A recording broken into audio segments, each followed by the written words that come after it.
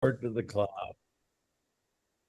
Hey everybody, this is Mac on July 7th, 2026. I hope everybody had a terrific 250th birthday here in the States for the 4th of July. Today we have Jim Wilkinson, my partner in crime, some would say, in that all things veterans.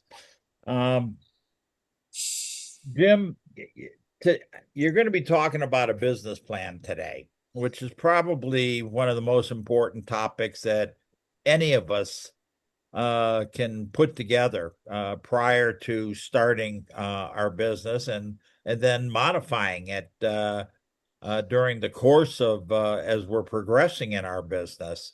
I'm going to turn it over to you. I think we're already sharing the screen, Yep. and we will jump in with our questions and see if we can stump the master.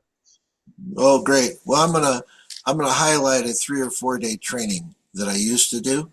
Okay. Uh, Okay. in the next hour and a half. And oh, okay, maybe not. Maybe yeah. All right. Anyway, I'll stick around thanks. for I'm it. excited to be here. Thank you, Mac, for letting me bore everybody to tears. And but there'll be tears of joy. Anyway, I have to tell you, I spent quite a bit of time talking to Salin after the last conference, and I have I I've been working on this for a while, but she helped me to make a major pivot in my company, and it just so happened the timing. I'm going to share with you guys after the presentation our pivoted business plan planning results. Okay, as and I'm going to share that because it's relevant, brand new, and it's exactly what we're talking about as a good example. So we're going to fire through the presentation. I'll show you that, and then Q&A as long as you guys want. All right, and and that'll be fine. Anyway, the other thing I just want to say before we go is this is going to be a mindset game. Okay, too many people get hung up with their business planning, going, "I can't do that. I just can't do that because I don't have this, or I can't do it because I don't have that, or I can't do it because I don't have this." So your business plan gets all watered down with and I can't, but I can't, but, and I can't, but, and I'm going to tell you, get your butt out of the way. Okay. What you do is you say, this is what we're going to do. If you're not that passionate about it, you have no business getting started. Okay. This is what we're going to do. And I don't have the resources to get it done right now, but this is what we can do. Start with what you can do. All right. And then the other stuff will work its way out over time. That's my experience. Okay. So enough of that. It's a mindset game. And you need to have that mindset. Now I'm going to start sharing a screen here. All I got to do is I just wiped out my share screen button. Okay. So this is a overview of business planning. And the first thing we're going to start with is values. Values versus preferences. And I think I have a slide for that. We're not seeing your share Oh, screen. well, that's because I didn't hit the share. I Okay. did that earlier, Mac, remember? I know. So, yeah. There we go. Come over here. Okay. So there, now we're back to the beginning screen. You see the from values to action, right? So, Strategic plan for full production. You're sharing the wrong screen. well, you see, there you go. You got this. You love technology. You love technology. It I works for you. It do. works I for you. just have to find here, stop share. That's why we practiced earlier. All right, screen two, share. All right, and there we There we have it. go. Okay, I can see There the we go. picture up here. You can verify it just by moving the mouse up here and seeing it. Okay, so uh, so we're going to talk about from values to action, and I am going to talk about, as you see here, smart goal design. We're going to talk very briefly about that because this is a highlight, not a deep dive. All right, so values. You can read what's on the screen. I hope you guys can read what's on the screen there if your screens are big enough. Uh, the, uh, the big thing about values is you make a decision and literally got a gun to your head. A value is something that you're not going to change no matter what. This is who you are and this is what you are. And it doesn't change. Things like, your family and your commitment to your family. That should never change. Things like your faith. Your faith, if your faith is real, it doesn't change with the circumstances. You're not a fan. A fan is a preference. I'm a fan of the Broncos because they're having a winning season, right? But they're not having a winning season, so I'm going to default to my standard, which is Green Bay Packers. Yay! All right, maybe not. All right, but a preference is, what kind of car do you drive? You prefer to drive a 1966 Willys Jeep over a new car. Okay, that's a preference. All right, so you want to build your business on your values. Your preferences are going to change with the wind, but your values never change. It's who you are, and I will share my values with you at the end of this, like I talked about. All right, so we're building a pyramid, and your number one foundation of your plan are your values. Everything you do, visions, strategic milestones, long-term goals, short-term goals, action plans, if they're not consistent and aligned with your values, you are already set up to fail. Period. End of discussion. You won't have the passion about keeping up with things when things don't go right. You won't be willing to make pivots. So that's I just want to really nail that down. So many people with business planning don't ever talk about their values, don't ever talk about their personal vision before the business vision. I'm going to share with you my personal vision, um, you know, and then your business vision builds on that, and your personal vision is built on your values. So anyway, all right. So moving on, defining your vision. It's a clear picture of where you see your business in the future, or where you see, if it's your personal vision, where you see where you see you, your family, your children, where you see yourself going. But in this case now, we're going to talk about where you're going to see your business. Typically 3 to 5 years. It's really a crystal ball, but in a way, but it's really not. If you say this is what we're going to do, then that's what you're going to do. You're going to figure it out. You're going to do what you need, and we're going to talk now about the tools to actually make that happen. All right. So where I see my business in 5 years, 3 years, is me not doing anything. Product development and coaching and mentoring and doing stuff like we're doing right now. And Randy's going to be doing all the work, building everything and shipping everything. That's his job. So, all right.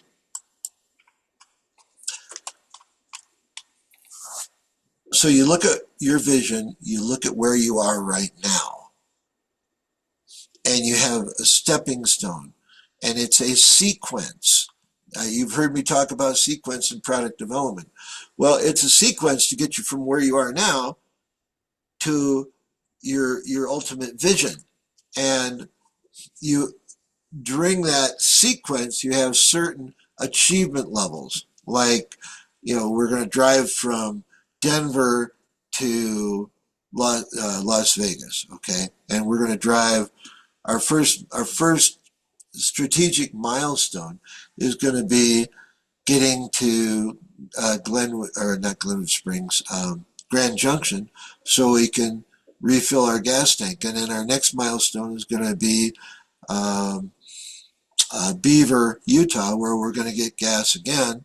And then the next milestone is going to be the Airbnb that we're going to in Las Vegas. Bam! There's your strategic plan. Now how you're going to get there, is a different story. But it's a sequence, and I illustrate that just because of the sequence aspect. Uh, and but every milestone is another step closer to achieving your vision, and it's tested against your values, and and and they're always in order first to last as you move on. So you have your milestone.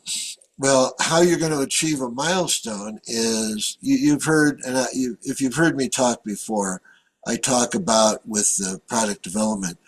Um, Failing to plan is planning to fail, and a milestone doesn't just automatically happen.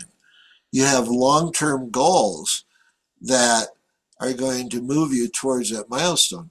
Depending on the complexity of your project, you may only have one long-term goal to hit that milestone, or you may have a dozen long-term goals to hit that milestone. If you talk about the Manhattan Project in World War II, developing the nuclear bomb, they had many, many, many long-term goals for each milestone.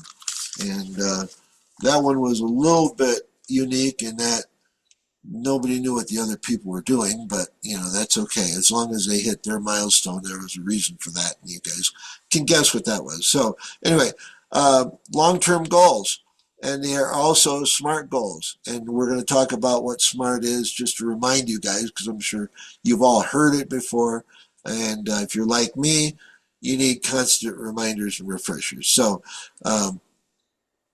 we're going to set up a long-term goal to achieve milestone number 1. What about milestone number 2? Ignore it. It ain't there until you get to milestone number 1. Focus, focus, focus. So a long-term goal. Yeah, sometimes it's not required. Usually almost always you have a long-term goal. Sometimes if it's a simple enough project, you can go use an action plan to hit a strategic milestone. Well, you'll understand what action plan is in a little bit, so just don't get hung up on that. And but once again, it's depending on how complex the project is, depends on how big this long-term goal is going to be. And and I missed a slide here, guys. This is the first time I've done. Oh, okay, that's why. All right, okay. I was talking about short-term goals. Okay, yeah, short-term goals aren't always required. I'll show you in my plan. We don't have short-term goals because it's simple enough. We don't need multiple iterative steps to get there. You may have short-term goals if in order to achieve a long-term goal, you have iterations. Well, you don't, if, you, so again, it'll depend on the complexity. When I show you the example, I'm hoping that'll be a little bit clearer. And so then an action plan is your number one working document. An action plan. I have a Excel spreadsheet that I'll share with Mac that Mac will share with you guys, and is what I use, and you're going to see that in action momentarily. And but this is task oriented. It's down to, Randy is going to assemble this device. Okay, um, you know, we got to repair the shotgun. Okay, yeah, or we have to program a CNC machine for this part. Okay, I mean it's that level of granularity, but this is where the smart thing really gets down to the nitty gritty. In that um, you have who owns the process or this task. When is the task due? What is the deliverable for that task? You need to know, and you need to be able to measure whether you've achieved it or not. So what's that deliverable?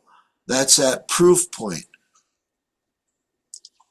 So that's your action plan, and that's where you're going to spend most of your time is working on these action plans. In fact, I'll show you how bad it is. All right. Well, yeah, you can't see it. There you go. Action plan. You probably can't see a thing of it. I'm put it on the screen. So, all right. So, a SMART goal. What in the world is this SMART thing that he's talking about? I hear that. People talk about it all the time. What in the world is it? Well, your goal or your task is always SMART, specific, clearly defined. You want no ambiguity. We're going to machine this part to the drawing. We're going to make a drawing and we're going to a CAD file and we're going to make a drawing that describes it specifically. Can you tell I'm in the manufacturing world? You know, so right, it's measurable. So how can you measure the process and show the completion of the project? Um, it has to be tracked with evidence. So we used to say in the ISO 9000 world, objective, verifiable evidence. So what do you have to prove that you did what you said you were going to do? Is it achievable? Is it realistic? So with it, and that includes, do you have the resources? What resources do you need? Do you have the time? Do you have the constraints? Now, the way I do this with a team is we have a task, and we're going to be doing this afternoon, here's the task. Here's how many hours I think it's going to take to achieve it. Can you do it in that? Will it take you less time? Then we're going to leave it alone. If you think it'll take more time, we'll add more time. And whatever you say you can achieve that task in is what I'm going to hold you accountable to. And but I'm not going to dictate how long it's going to take you. I'm going to dictate that you're going to get it done in the amount of time you think it's going to take to get it done. So that's accountability. So is it achievable? Can it be done? Is it relevant to the strategic milestone and to your values? If you have to violate your values in order to achieve this goal or this task, you need to burn that goal or task and redo it. It has to be consistent with your values. And is it time bound? Oh, and by the way, that includes little white lies. If you have to tell a little white lie to get people in on it, I think a little white lie is a lie. A lie is a lie is a lie. So no, and grandizing. Hey, I got a $10 million funding deal. It's like, well, did you close it? No. Then why are you even talking about it, right? So no, you don't grandize. Grandizing is violation of your values because it's just like a lie. Time bound.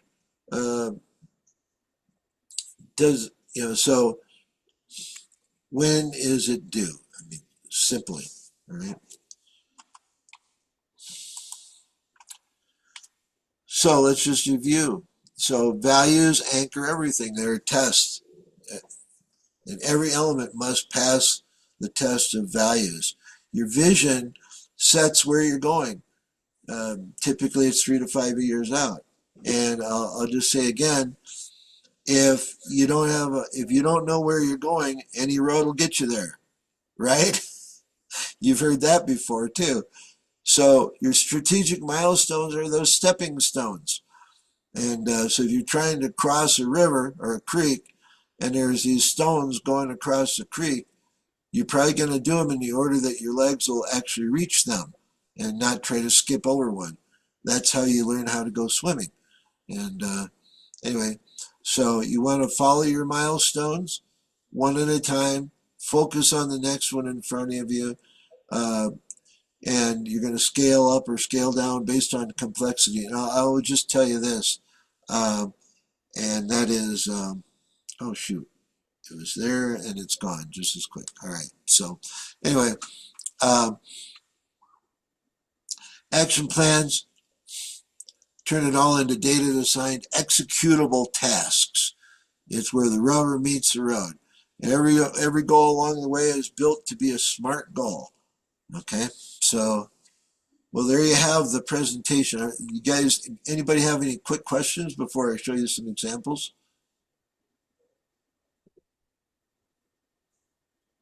Jim, I always looked at a business plan, part of it to keep me on track, and we modify it as necessary. But what about the importance of sharing a business plan with others, either team members, so they know what the plans for the organization is, investors, banks, et cetera, like that? Yeah, you know, a lot of people talk about a business plan as something they use for funding. Okay, I would, and you hire a business planner, somebody to write your business plan, right? Um, Wrong, absolutely wrong. Now, I use my business plans for investment, and I've had people help me with writing my business plan. But I'll explain that. I just showed you the elements of the business plan, and you and only you are the only person qualified to put that together. Period. End of discussion. Now, here's where a business planner comes in. What's not in that plan? This plan is for you to execute and actually get something done and turn your idea into cash flow and, turn your business into cash flow. But where it comes to funding, you can hire somebody to help you with doing the market research. Who are your competitors? You probably know a lot of who your competitors are, but who are your competitors? What's your competition look like? What's the market look like? Putting together a pro forma, which is really a crystal ball. Okay. Anybody that throws numbers on a page saying, next year, this is what we're going to do, and next year, this is what we're going to do. Well, yeah, I'll share with you a statement in my value statement about that. But anyway, it's totally a crystal ball. Try to make it believable.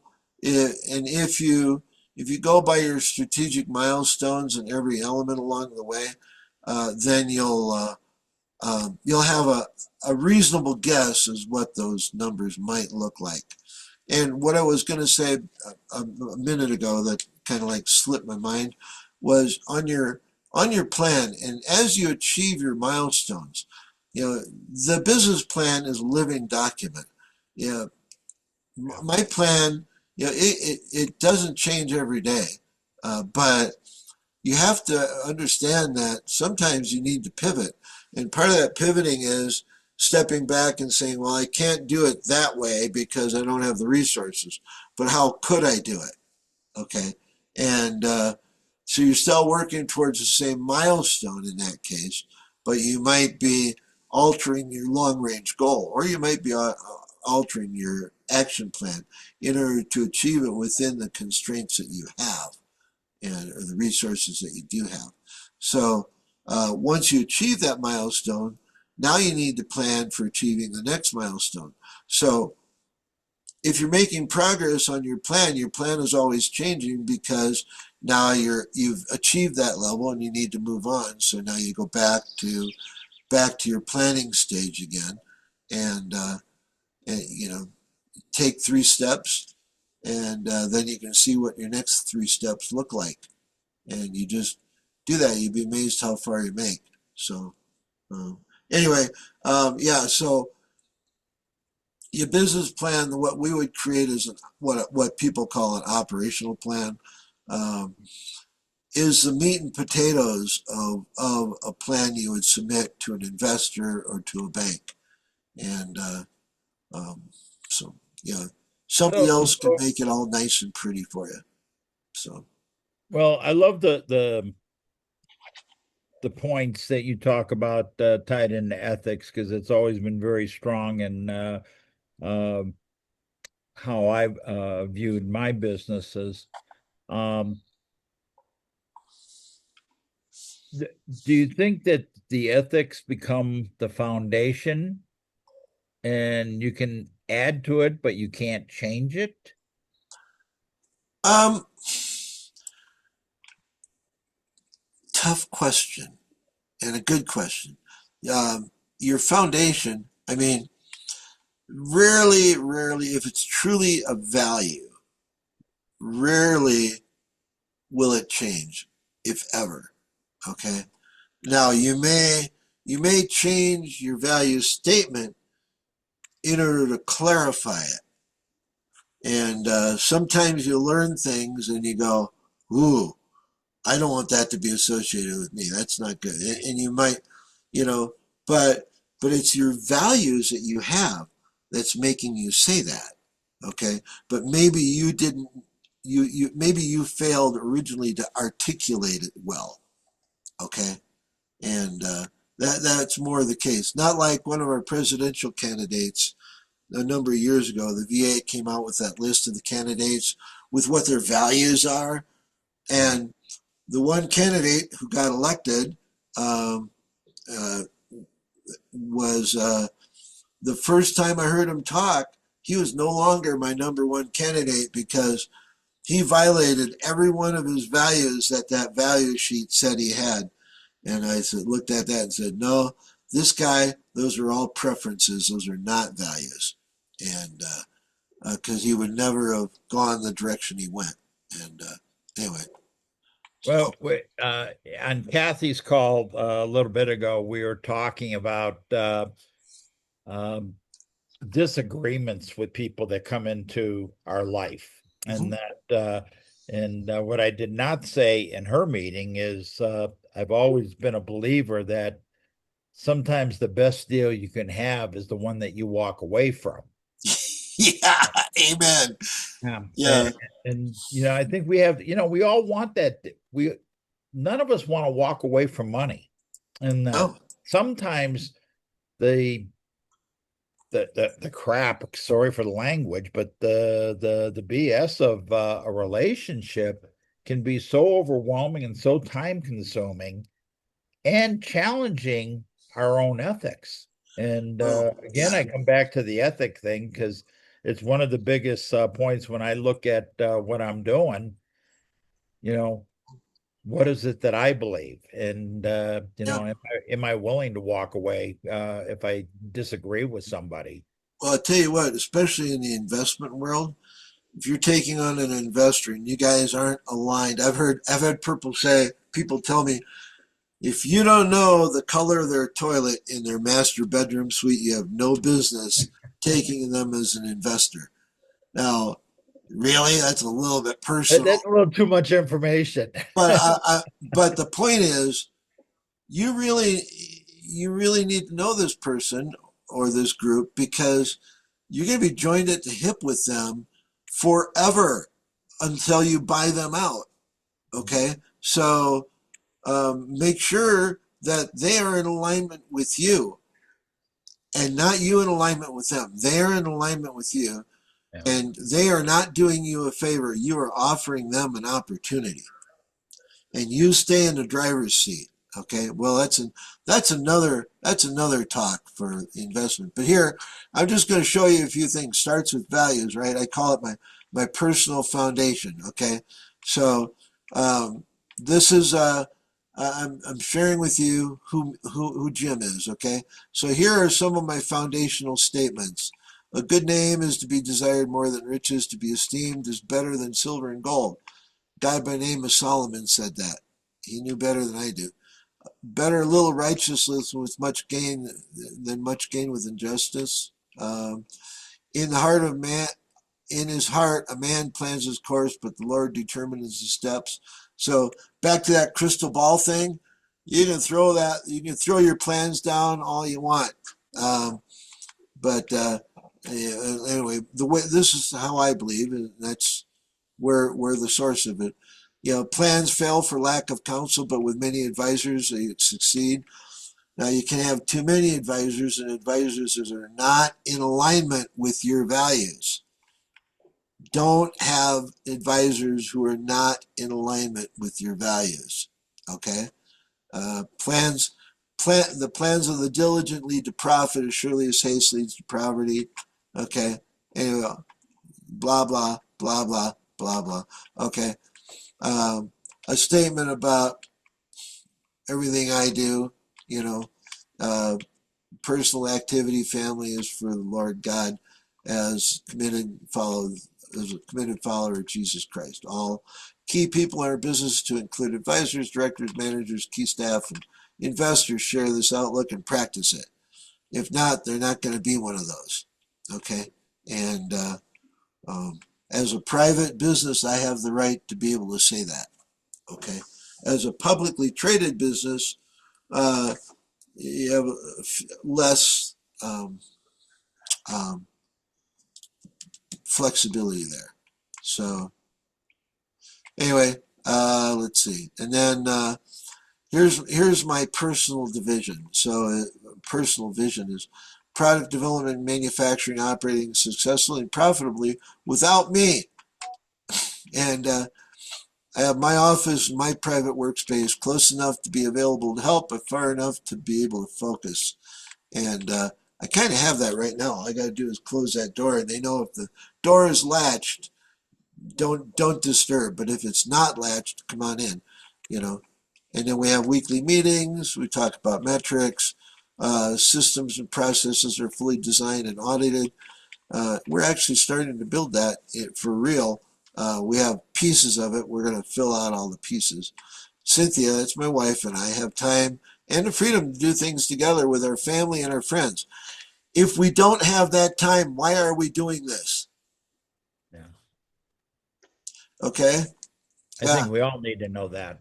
And then I want to have time for my Bible study and my writing that I do. You're just starting to see my scripture memory card books. I got 29 of them written. I've got 6 of them in print now. So I want to have more time to do stuff like that. Now, here's the thing. One thing you guys all need to know is with your businesses, I have seen this over and over and over again with businesses where they fail. They stall out and they fail because the founder fails to keep up with things and fails to get out of the way. So at some point in time, you as a business founder either need to grow with your business or step aside for people that you bring in that'll carry it on, that have the skill set to take it. And I've heard, the original founder, somewhere in the 50 employee range for a business, is where the original founder oftentimes isn't the person to be running the company anymore. Okay. And personally, why would you have a problem with that? Okay. I mean, if you were at the June conference, you heard Celine talking about, what about an 18-hour a week work week? What about a 12-hour a week work week? I can get down for that, you know. so so we constantly evaluate, here each company individually, and the overall goal in mind. How many hours per week are we spending? 20 or 40 hours a week, or 60 or 80 hours a week? Well, I've been in the 60 or 80 hours a week mode, and I'm not doing that anymore.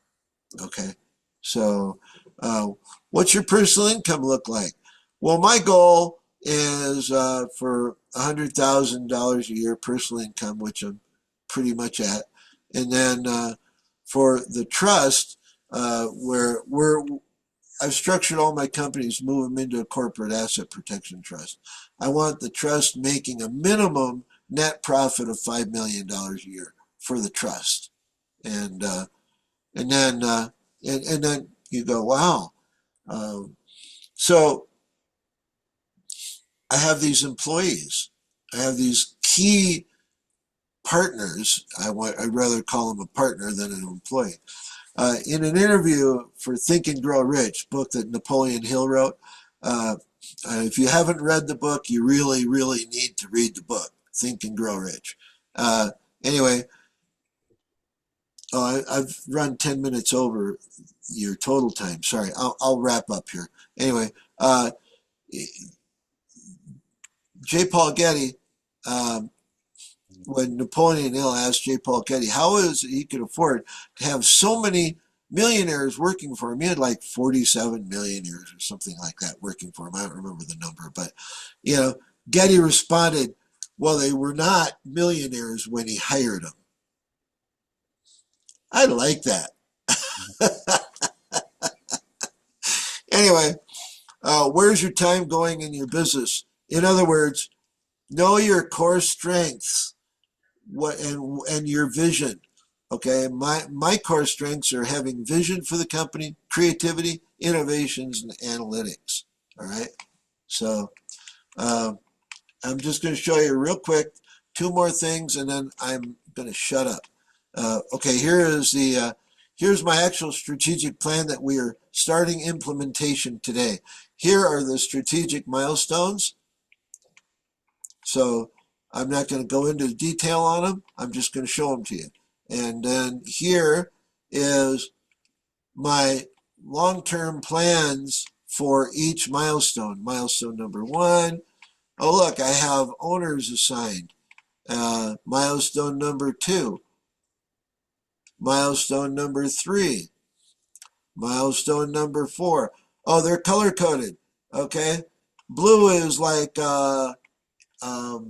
infrastructure kind of stuff.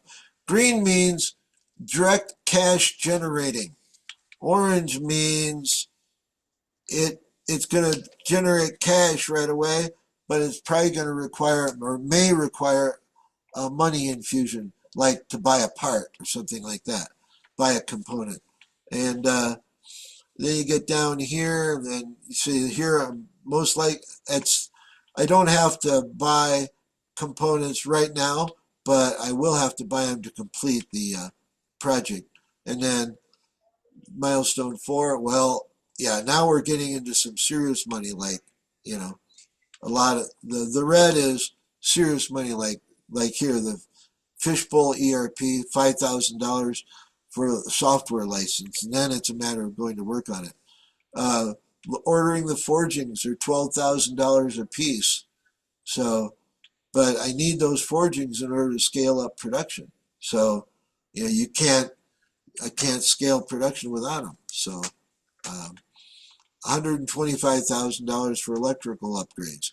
But you see, if I've already been generating sales back here, okay, then now we're getting to a point where we'll be able to get, either we have the money in the bank or we'll be able to get the money. All right. Anyway, on and on and on, each milestone.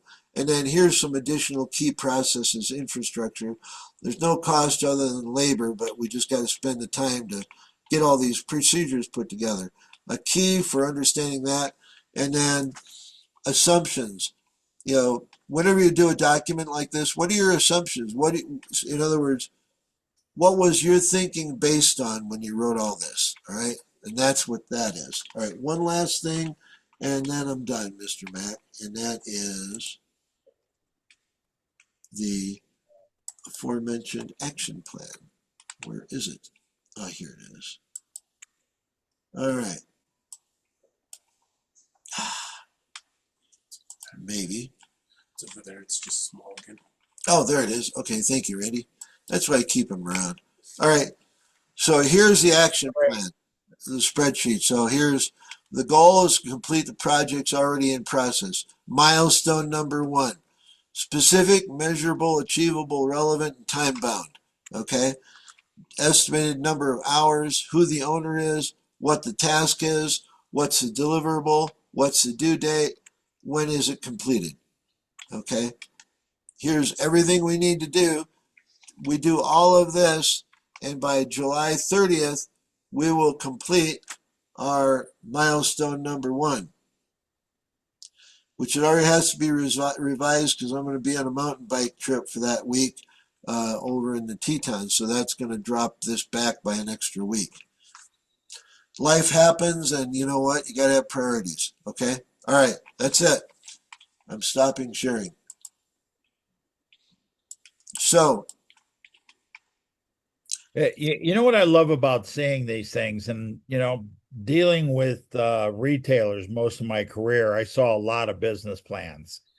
Is I get to put it as if it were a brown corrugated box, and I get to put my own product in it so that I have a better understanding. So seeing what you're doing, and tied into the weapon business, I was on the outskirts of it, dealing with sporting goods store, and I love seeing that. Uh, let's open it up to see if there's other questions and guidance that we can give to people how they can make this their own. go ahead, Kathy. Oh, this was fantastic, Mr. Jim. I love this. This is one of the things that, even as a coach, I don't care where you are, you've got to figure out mission, vision, values, right? What is important to you? And then identifying what's important to your prospect and your client. And I'm one of those. So I have I call them my pillars, right? It's important to you and it's important to your company. And I have them posted. I'm looking at them right now. There they are, my five core right there. And what this does for people who struggle with saying that word no is that you nailed it. If it's not in alignment, if it's not in alignment, if it's not in alignment. So if when you are clear with this, you're preaching it. I'm like, yes, yes, yes. Because if you got to know what's important to you, right? So that you give yourself permission to say no to the things that don't matter so that you can say yes to the things that do. Yeah. Because And, if you're sitting there holding it all, right? And you've got all these, oh, my lovely bubbles, I got all my bubbles, right? Well, you have to let go of some so that you can catch the new. and you want to help somebody so bad that you're willing to violate your plan and go outside of your scope to help them because you want to help them so bad, when what you should do is you should go, I got a guy that can help you, let me introduce you, and not violate your plan, right? Now, Yeah. and Reframe that no, and better yet, if you can, so somebody yeah, who struggles with the no thing, because I'm a yes girl, I'm the one you got. That put me into hospital multiple times, right? So I got that down. How do you say no? Well, you know what? This doesn't serve me, but I could do this and this and this. I can introduce you to somebody. You can say yes, just not with what they're saying. But I, so you're saying no, right? and with Achieve, we have all of our alphas and our ambassadors and our joint venture partners, and I mean and with what I'm working to build in the Achieve events with the manufacturing focus, with the resources there, we don't have to go outside of our circle of Achieve for 99.9% of what somebody might need. So there's no reason for us to ever go outside of our bubble. Yes. Yeah. Okay. And we can pass it on to somebody else, and we can stay focused on where we need to stay focused. Yeah, big time. So, and that's kind of one of our big pivots a couple weeks ago was. And good. Any other questions? And I will just say one more thing to Kathy. Okay. And that is, if you don't have a business plan for your business that you have, okay, with your speaking, you should. But don't ask me to help you with it because you are the expert in it, and all I'm going to do is mess you up. Okay. You're amazing what you bring to the table. I do have one. It was, and I didn't until I came to Achieve. Like I was kind of Yeah. willy-nilly, and then I stepped into Achieve, and then I realized that clarity thing really, because I went from three streams of income to 11. Well, yeah. Okay. And so you have to be. Yeah. And that's the beautiful thing with Achieve and having a business plan to sit there and focus on all of those things to where's all that money coming from because it needs to be we need to be making money in our sleep. Yeah. You got it. Well, Mac, I'm done. Yeah. Thanks. I think that this is so important for everybody watching the recording. Um, we need to have, and this is Kathy's word, clarity, and realization of what we're doing, and having it in front of us when we're just sitting in the chair and drinking a lemonade. Put some thoughts down so that you can start working on them and developing them. And whatever your personal Dewey Decimal System is for uh, your ethics, your values, mark them down. Put an asterisk next to it, circle it, put a star next to it, and say these are unchangeable, and develop it from there. So, any last minute questions, Jim? I know you got your conference coming up in just about a month to 5 weeks.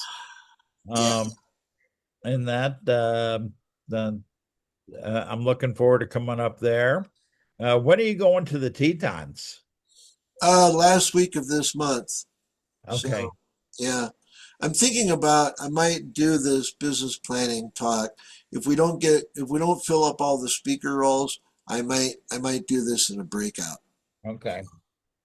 That I think it's a valuable lesson that anybody even contemplating going into business needs to have the guidebook, Yeah. Well, for and what people don't do is they once they write their business plan, it goes on a shelf. They never look at it again. You yeah. need to be looking at it every week, even every day, and you need to be adjusting it and revising it as your business goes. It's a living document. So, Well, Kathy mentioned it that we have multiple streams of income, and I've always done that long before I joined Achieve. I had as many as 30 different brands, and I always said I was more fortunate than the Nikon or Canon rep that worked for one company. Yeah, they got their expenses paid, but I could go to the little towns, Kearney, Nebraska, and Midland, Texas, and write 20 to 30 orders on different brands, and I would have just as large of an order of if I'd been with Nikon with one brand. And I always looked at the fact of multiple streams is that if something went away or they weren't delivering, kind of like what happened during COVID with shipments coming in from overseas, I still had other resources that I could work a little bit harder on so that my overall income didn't change. yeah, that's great. So that's Uh, it. So, all right. Well, I have a yep. meeting starting in 7 minutes. I got. Okay. Well, we'll say goodbye. Thank you very much. This will be up on the YouTube channel later today. Mac, I have I will send you a generic copy of the action plan okay. and a PDF of the presentation that you can feel free to share with all the attendees. Okay. Okay. So We'll do, buddy. I'll see you in 4 or 5 weeks. And you know, I'm looking forward to it. And then sounds good. I'll have my fishing rods and my cameras with me for before and after the conference. The conference is just the excuse that I get to write it off. So Yeah, that's excellent. yeah. So Okay, thank you so everybody for showing it's up. not working. I look Yeah. forward to next Yeah. week, and Oh, go have fun. We'll talk to you all soon. okay, Matt. Bye, guys. Bye.